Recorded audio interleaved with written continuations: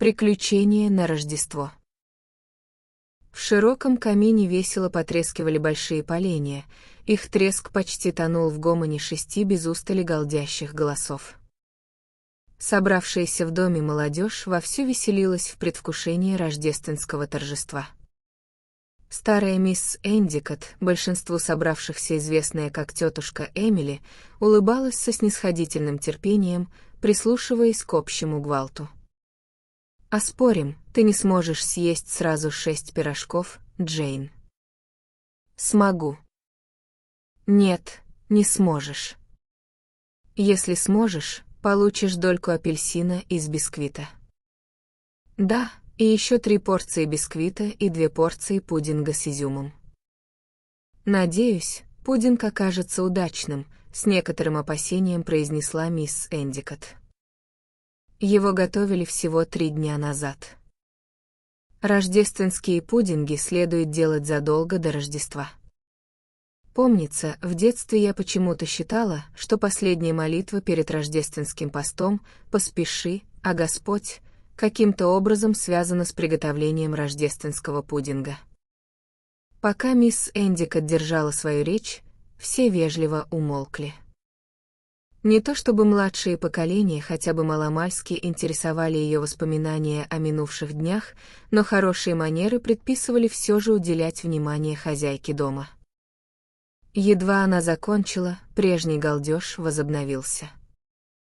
Мисс Эндикот вздохнула и, словно ища сочувствия, устремила взгляд на единственного из всей компании человека, чей возраст был более или менее под стать ее годам, невысокого роста мужчину забавной, яйцевидной формы, головой и свирепо торчащими усами. «Не та пошла молодежь», — размышляла про себя мисс Эндикот.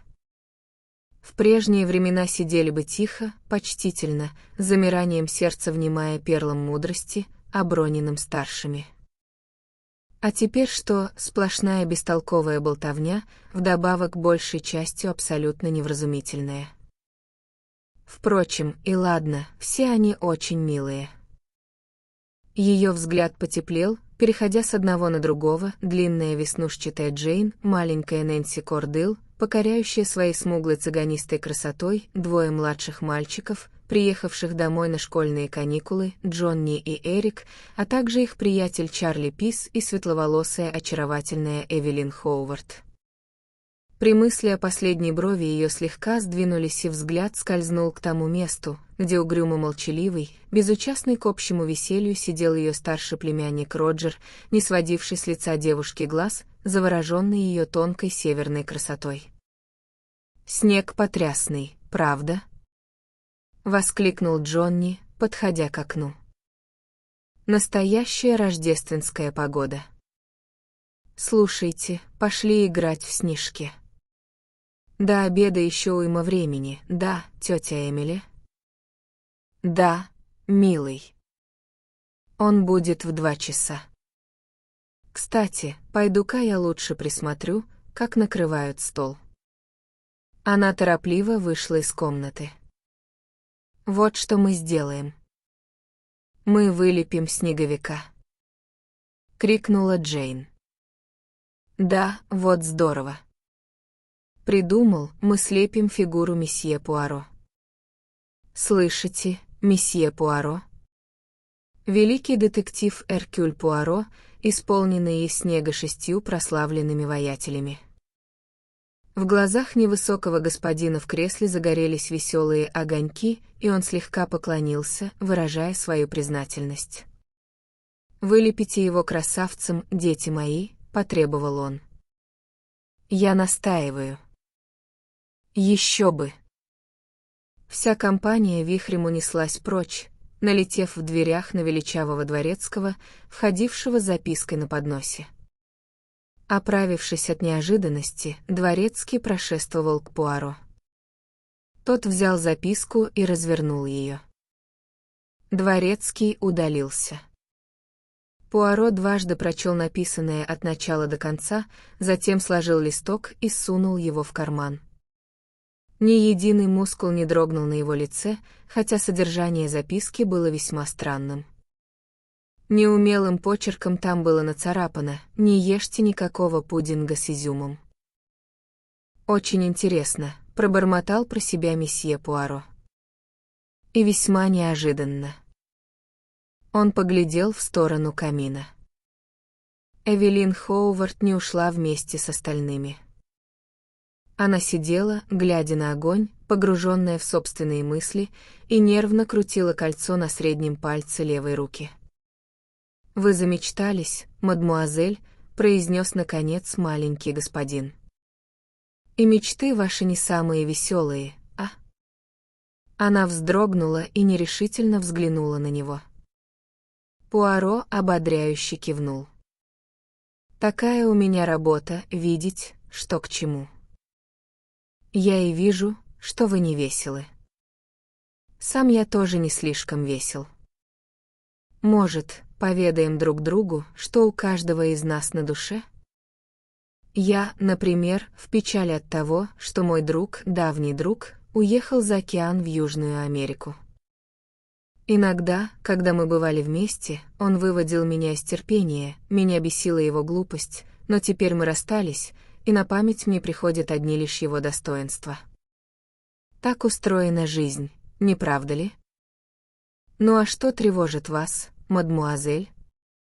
Вы не похожи на меня, старого и одинокого человека, вы молоды и красивы, и тот, кого вы любите, любит вас, а да, именно так, я наблюдал за ним все последние полчаса». Девушка покраснела. «Вы говорите о Роджере Эндикотте?» «Только вы ошиблись, я помолвлена вовсе не с Роджером». «Да, вы помолвлены с мистером Оскаром Ливерингом. Мне это прекрасно известно». «Но отчего вы с ним помолвлены, если любите другого человека?» Девушка, казалось, ничуть не была задета его вопросом. В самом деле, в манере этого человека имелось нечто такое, от чего на него невозможно было сердиться. Немыслимо было устоять против мягкой доброжелательности и силы, звучавших в его голосе. «Расскажите мне все», — ласково предложил Пуаро и повторил уже произнесенную перед тем фразу, которая подействовала на девушку удивительно успокаивающе. «Такая у меня работа — видеть, что к чему». «Я так несчастна, месье Пуаро, так ужасно несчастна. Видите ли, раньше моя семья считалась вполне обеспеченной. Мне предстояло стать богатой наследницей, а Роджер был всего лишь младшим сыном, и я знаю, что была ему не безразлична, хотя он ни разу не сказал мне об этом. А потом взял и уехал в Австралию. «Все-таки забавно, как у вас принято устраивать браки», — вставил месье Пуаро. «Никакого порядка. Никакой системы. Все пущено на волю случая». «А потом мы внезапно все потеряли», — продолжала Эвелин. «Моя мать и я остались почти без средств. Мы переехали в совсем небольшой домик, и нам едва удавалось сводить концы с концами. Но тут моя матушка серьезно заболела. У нее оставался единственный шанс — трудная операция и затем поездка за границу в теплый климат. Но у нас не хватало денег, месье Пуаро, у нас не было денег. Это означало, что моей матери суждено было умереть. Мистер Леверинг уже раз или два делал мне предложение. Он снова предложил мне выйти за него и пообещал, что сделает все возможное для моей матери. Я согласилась, что мне еще оставалось. Он сдержал свое слово. Операцию провел самый лучший в наше время специалист, и на зиму мы уехали в Египет. Это было год назад. Мама выздоровела и окрепла, а я после Рождества должна выйти за мистера Леверинга. «Понимаю», — произнес месье Пуаро, а за это время умер старший брат мистера Роджера, и он вернулся домой, где ему суждено было узнать, что все его мечты разбились в прах. «И все-таки, мадмуазель, вы еще не замужем». «Хоуварты не нарушают обещаний, месье Пуаро», — с достоинством ответила девушка. Она едва успела договорить, как дверь раскрылась, и крупный мужчина с румяным лицом, узкими, хитрыми глазками и лысой макушкой показался на пороге. «Что вы киснете тут, Эвелин? Выйдем прогуляться». «Хорошо, Оскар». Она послушно поднялась. Пуаро также встал и вежливо осведомился, как мадмуазель Леверинг, все еще нездорова? Да, к несчастью, сестра все еще в постели. Как неприятно расхвораться на самое Рождество. Поистине так, учтиво согласился детектив. Прошла пара минут, пока Эвелин надела свои зимние ботинки и закуталась в шаль, затем вышла вместе с женихом в заснеженный сад. День выдался самый что ни на есть рождественский, солнечный и бодрящий. Вся прочая молодежь была увлечена возведением снеговика. Леверинг с Эвелин задержались, чтобы посмотреть на них. Любовь — это сказочный сон. Выпалил Джонни и с воинственным кличем запустил в них снежком. «Ну как он тебе, Эвелин?» — крикнула Джейн. «Месье Эркюль Пуаро — великий детектив». «Вот подождите, мы еще приделаем ему усы», — вмешался Эрик. Нэнси обещала отстричь для них прядь своих волос. Вивент ле брав бельш. Пум-пум. Настоящий живой сыщик в доме — это здорово. Восхитился Чарли. Хорошо бы еще и какое-нибудь убийство. «Да, да», — воскликнула Джейн, приплясывая вокруг снеговика. «У меня идея. Давайте разыграем убийство, понарошку, конечно. Но так, чтобы он поверил. Правда же, давайте, вот будет потеха». 5 голосов загалдели разом. А как мы это сделаем? Вопли в доме. Да нет, глупый, лучше прямо здесь. И следы на снегу. Джейн в ночной рубашке, берется красная краска, на ладонь, а потом прижимаешь ее к голове. Слушайте, вот бы у нас был револьвер. Отец и тетушка Эмили ничего не услышат, говорю вам. Их комнаты в другом крыле дома. Нет, он обидится, он ужасно славный. Ладно, а какую взять краску? Эмалевую. Можно достать в деревне. Не в Рождество же, олух. Тогда акварель. Темно-красный краплак. Жертвой может быть Джейн. Ничего, не замерзнешь. Это же ненадолго. Нет, пусть будет Нэнси, у Нэнси такие шикарные пижамы. Пошли, спросим у Грейвза, где какая-нибудь краска. Вся ватага кинулась к дому. Мрачные мысли, Эндикот. Неприятно улыбнувшись, спросил Леверинг. Роджер очнулся, вздрогнув. Он почти не слышал того, что творилось кругом. «Я просто задумался», — тихо произнес он. Задумались. О чем же? Да о том, что вообще здесь делает месье Пуаро. Его слова, казалось, ошеломили Леверинга, но в этот момент прозвучал большой гонг, и все отправились к рождественскому столу. В столовой были подняты шторы, и лучи солнца лились в окна, освещая длинный стол, уставленный печеньем и прочей праздничной мишурой. Был устроен настоящий старомодный рождественский обед. За одним концом стола восседал сам Сквайр, веселый и румяный, за другим, напротив него, сестра. Месье Пуаро по такому торжественному случаю облачился в красный жилет и всей своей пухлой фигурой, да вдобавок манеры склонять голову набок, удивительно напоминал снегиря.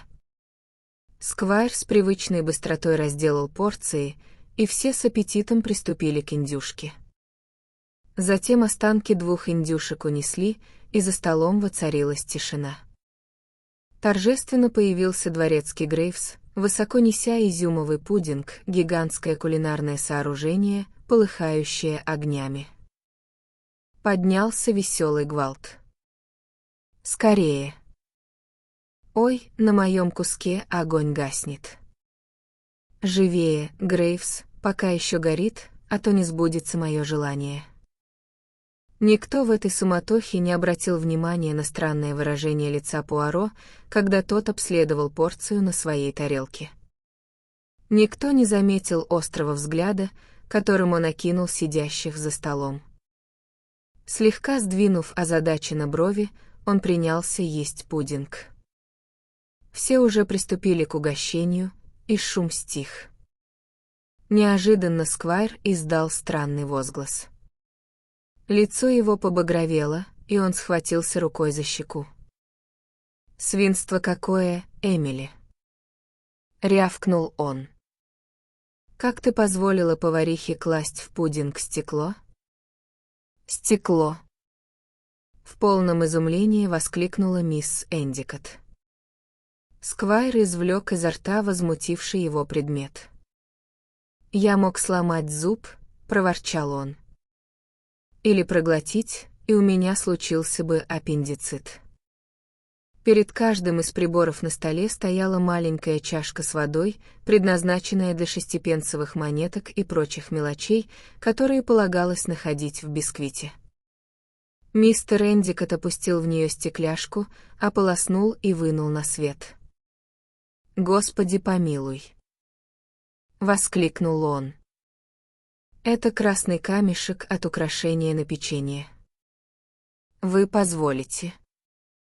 Месье Пуаро с ловкостью вынул находку из его пальцев и принялся внимательно осматривать. Как и сказал Сквайр, это был крупный камешек рубинового цвета.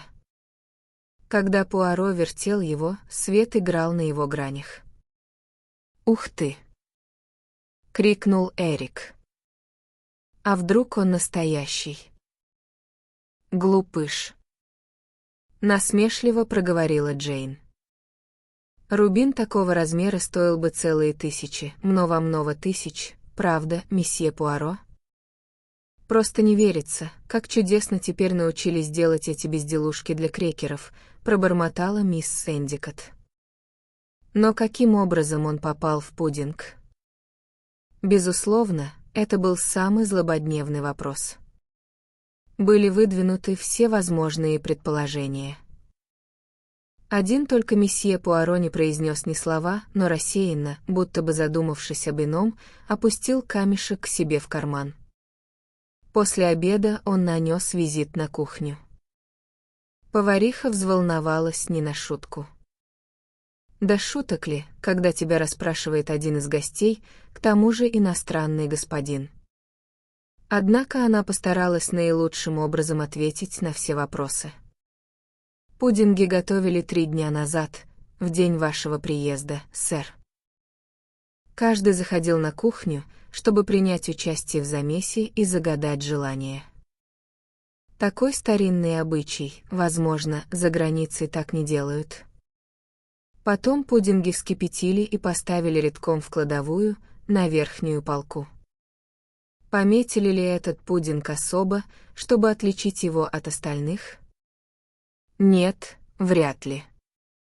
Разве что он стоял в алюминиевой посуде, а остальные — в фарфоровых формах. Был ли именно он предназначен к рождественскому столу? Интересно, что вы про это спрашиваете? Вообще-то нет. Рождественский пудинг всегда варили в большой фарфоровой форме с рельефным узором из листьев падуба. Но как раз в то утро тут лицо поварихи приняло возмущенное выражение. Глэдис, служанка, которую послали достать посуду для окончательной варки, умудрилась уронить ее и расколоть. И, конечно, я не отправила ее на стол, зная, что в ней могут остаться осколки, а вместо этой формы взяла большую алюминиевую. Месье Пуаро поблагодарил ее за все разъяснения. Он вышел из кухни, тихонько улыбаясь про себя, словно был весьма удовлетворен полученными сведениями. Его пальцы поигрывали каким-то предметом в правом кармане. На другой день рано утром он был разбужен криком Джонни: «Месье Пуаро! Месье Пуаро! Проснитесь же!» Произошло нечто ужасное. Пуаро сел в постели. Он спал в ночном колпаке. Контраст между его солидной внешностью и лихо съехавшим на бок колпаком, конечно, мог хоть кому показаться забавным, но на Джонни он произвел даже чрезмерное впечатление. Если бы не его слова, можно было бы подумать, что мальчик с трудом сдерживает смех. Странные звуки, подозрительно напоминающие неисправный сифон для содовой, доносились и из-за двери. «Пожалуйста, спускайтесь скорей», — продолжал Джонни слегка заикающимся голосом. «Кого-то убили», — выговорил он, пряча глаза. «Ага, вот это серьезно», — произнес месье Пуаро. Он поднялся и без излишней поспешности привел себя в порядок. Затем он последовал за Джонни вниз по лестнице. Собравшаяся молодежь толпилась у дверей, ведущих в сад. Лица у всех выражали крайнее возбуждение. При виде Пуаро Эриком овладел жестокий приступ удушья. Джейн выступила вперед и положила руку на рукав месье Пуаро. «Взгляните», — сказала она, трагическим жестом указывая в распахнутую дверь. «Мон Дьё», — воскликнул месье Пуаро. Прямо как в спектакле. Его замечание нельзя было счесть неуместным. За ночь навалило еще больше снега, в слабых лучах раннего рассвета весь мир казался призрачным и белым. Нетронутую белизну снежного покрова нарушало лишь какое-то ярко-алое пятно посередине. На снегу недвижно лежала Нэнси Кордел. На ней была лишь пижама из алого шелка, маленькие ноги были босы, руки широко раскинуты. Голова ее была повернута вбок, и лицо скрывала масса черных прядей волос.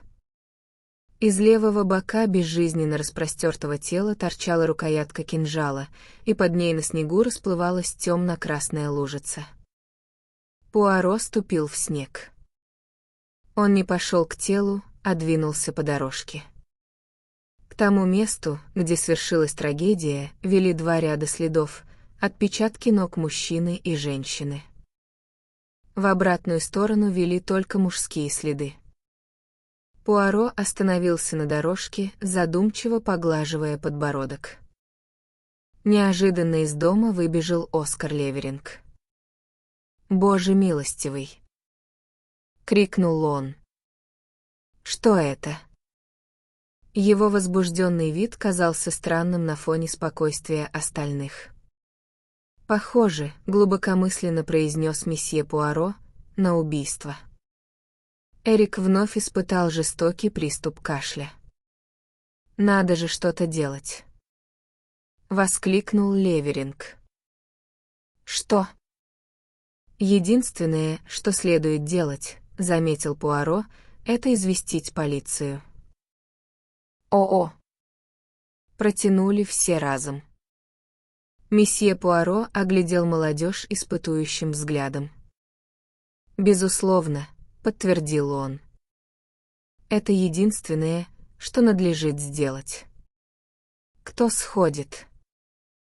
Возникла некоторая пауза, затем вперед выступил Джонни.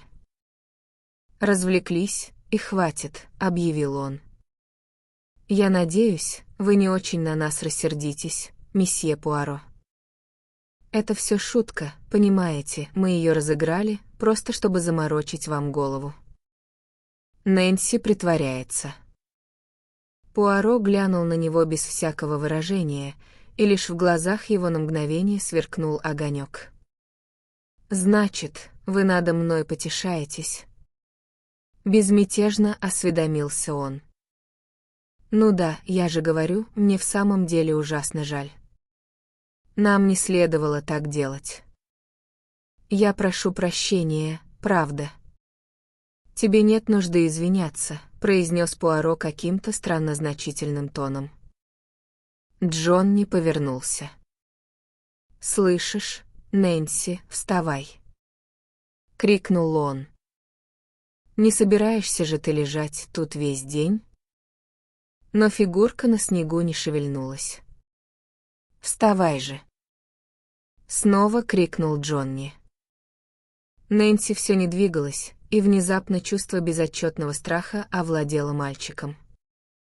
Он обернулся к Пуаро. В чем дело? Почему она не встает? Пойдем со мной, сухо распорядился Пуаро. Он зашагал по снегу. Махнув рукой остальным, чтобы те оставались позади, он старательно обошел место, где отпечатались чужие следы. Мальчик испуганно и недоверчиво следовал за ним.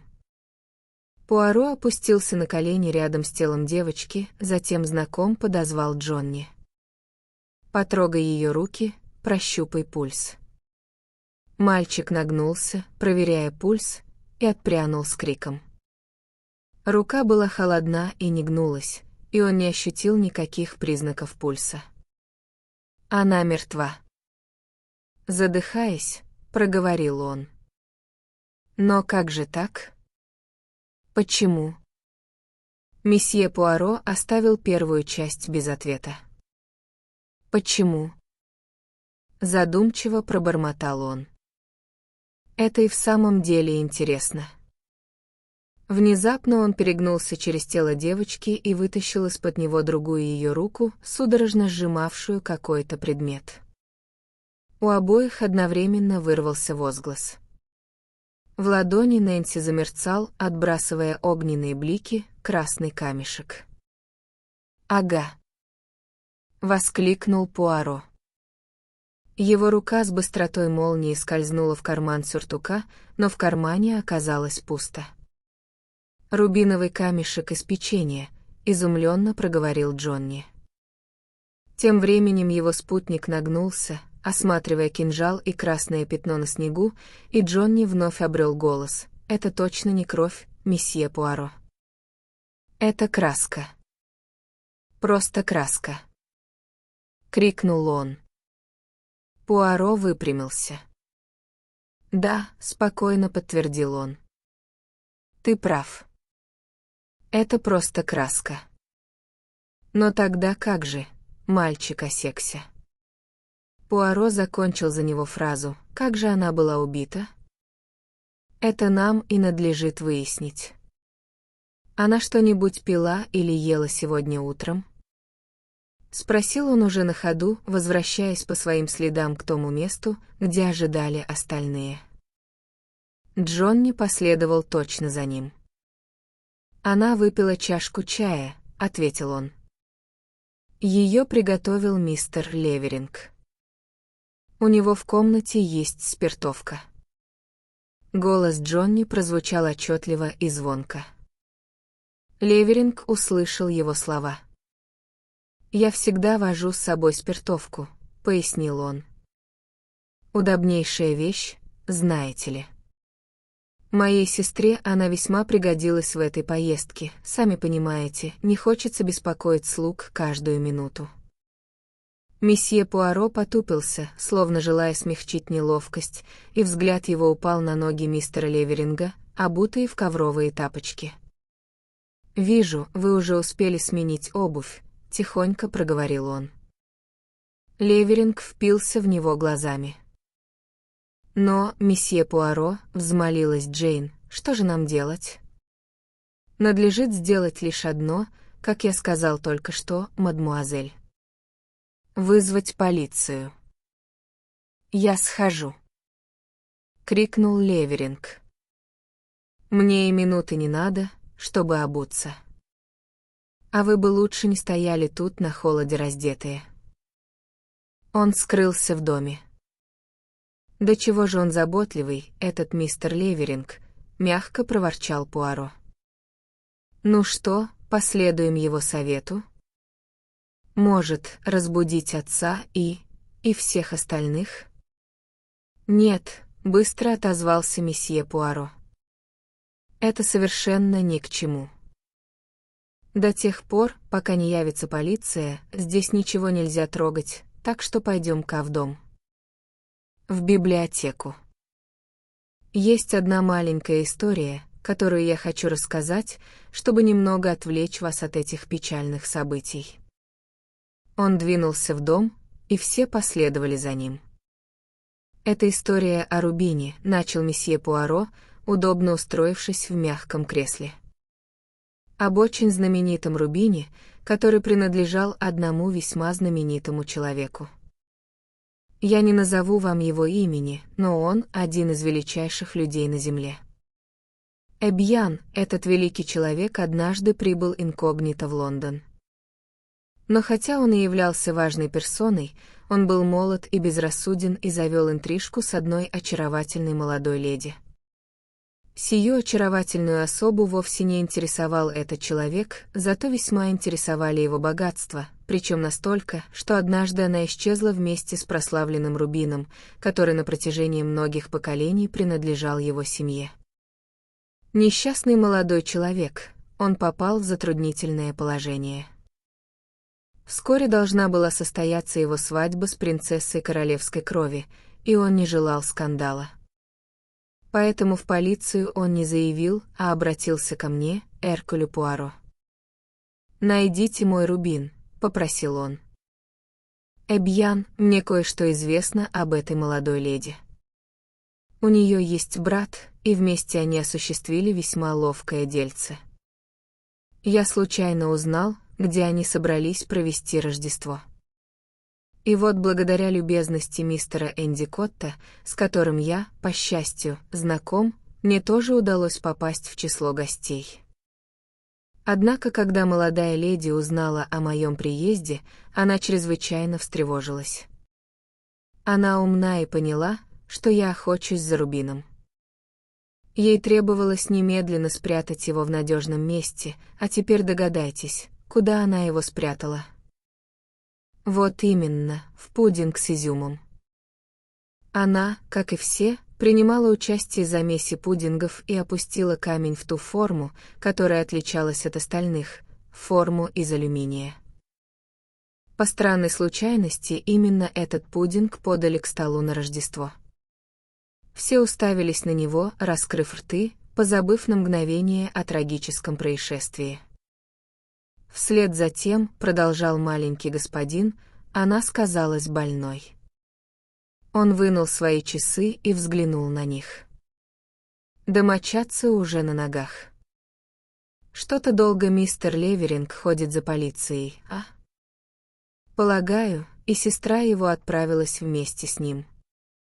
Эвелин вскочила с криком, глядя на Пуаро во все глаза. А еще я полагаю, что они больше не вернутся.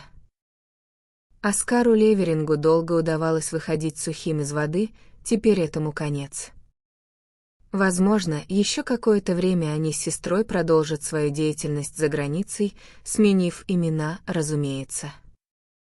Я и ввел его в соблазн, и в то же время напугал нынешним утром.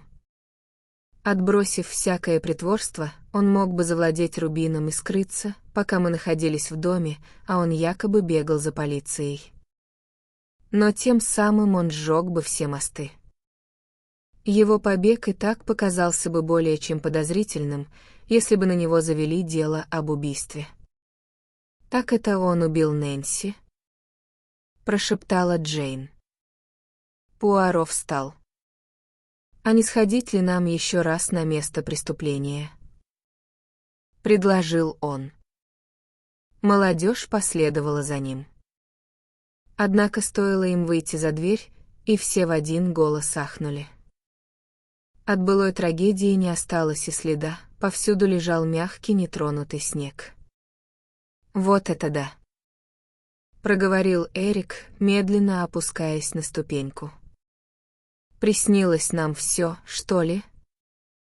«Поистине необыкновенно», — отозвался месье Пуаро. «Тайна исчезнувшего тела». В его глазах вспыхнули озорные огоньки. Джейн, охваченная внезапным подозрением, подступила к нему. «Месье Пуаро, вы же не, у вас же. Так, значит, вы дурачили нас все это время?» «А, я уверена, что это вы». «Верно, дети мои. Видите ли, мне стал известен ваш маленький заговор, и я в ответ устроил собственную маленькую инсценировку. А вот и мадмуазель Нэнси, надеюсь, цела и невредима после своего блестящего выхода в этой комедии». И вправду, то была сама Нэнси во плоти, с сияющими глазами, бодрая и в полном здравии. «Ну как, не простыла? Ты выпила отвар, который я прислал тебе в комнату?» Грозно спросил Пуаро. Я сделала глоток, и достаточно. Все в порядке. Я хорошо все исполнила, месье Пуаро. Ох, вся рука ноет после этого жгута. Ты была великолепна, Петит. Но не пора ли нам объяснить нашу затею всем остальным? Они до сих пор в недоумении, как я вижу. Так вот, мезанфан, я пришел к мадмуазель Нэнси, сообщил ей, что раскрыл ваш маленький компло, и спросил у нее, не согласится ли она исполнить роль в моей постановке. Она проделала все очень ловко. Вначале по ее просьбе мистер Леверинг приготовил ей чашку чая, затем она устроила так, чтобы именно он оставил следы на снегу. Так что, когда он решил в результате, что по какой-то роковой случайности Нэнси в самом деле умерла, мне уже было чем его напугать. Что произошло, когда мы вернулись в дом, мадмуазель? Он спустился вместе с сестрой, выхватил рубин из моей руки, и оба они пустились бежать со всех ног. «Но, послушайте, месье Пуаро, а как же рубин?» — воскликнул Эрик. «Вы хотите сказать, что позволили им уйти с ним?» У Пуаро вытянулось лицо, он виновато улыбнулся под укоризненными взглядами окружающих. «Я еще успею его найти», — попробовал он возразить, однако он видел, что много потерял в их глазах. «Да уж, конечно».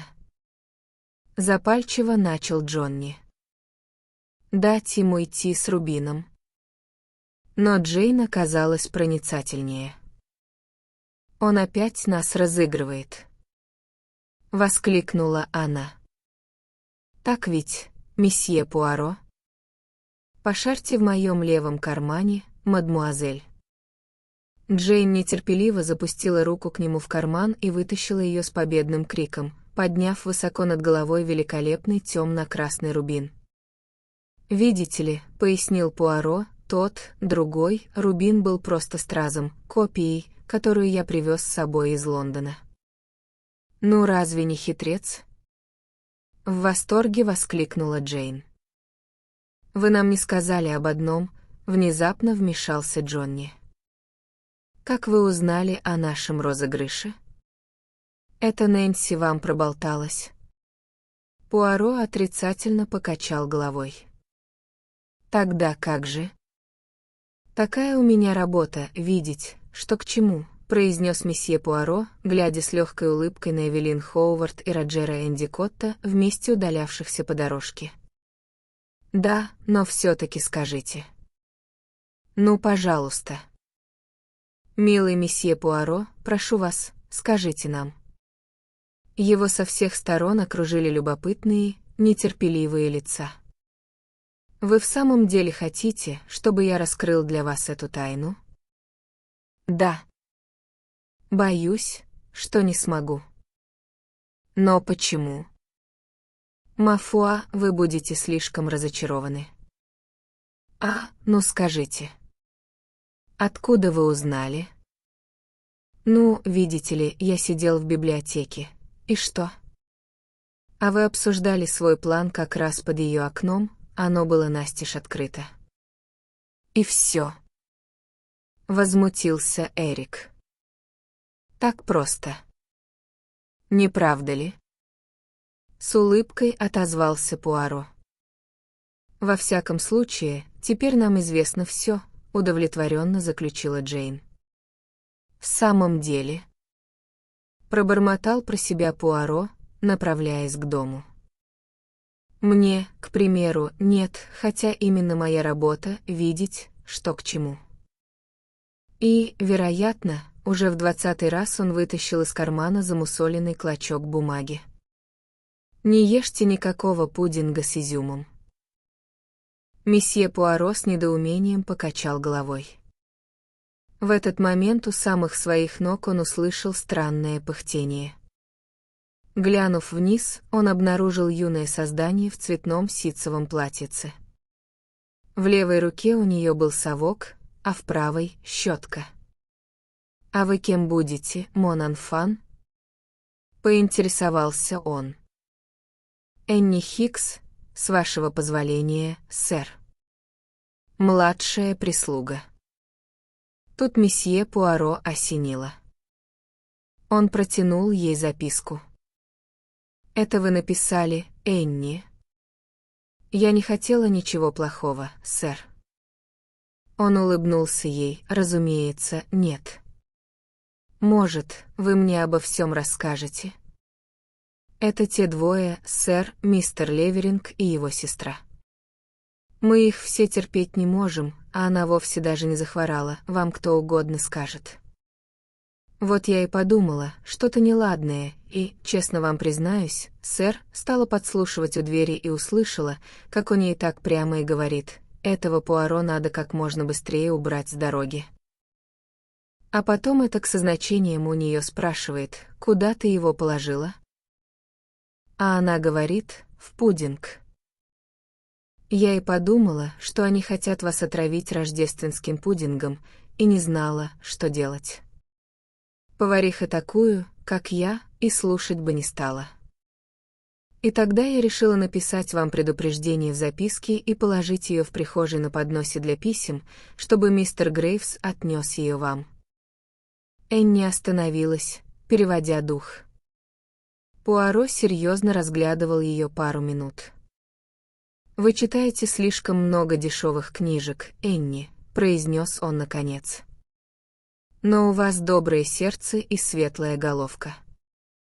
Когда я вернусь в Лондон, то пошлю вам превосходную книгу Поле Менеш, а также «Жития святых» и еще один труд, касающийся экономического положения женщины».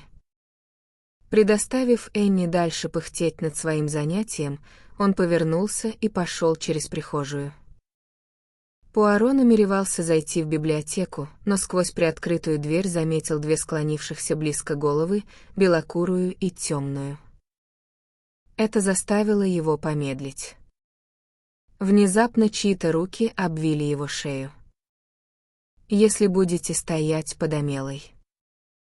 Послышался голос Джейн. «И я тоже», — заявила Нэнси. Месье Пуаро был рад, глубоко, по-настоящему рад.